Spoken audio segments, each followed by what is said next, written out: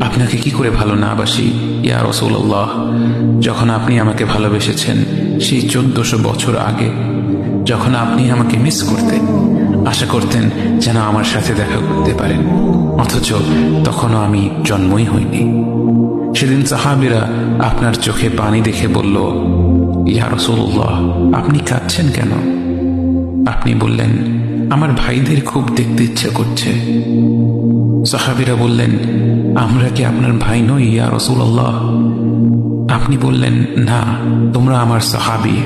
আমার ভাই হলো তারা যারা আমার পরে আসবে এবং আমাকে কখনো না দেখেও তারা আমাকে বিশ্বাস করবে। মৃত্যু শয্যায় শুয়ে আপনার অন্তরে এই চিন্তা ছিল যে আমাদের পরিণতি কি হবে।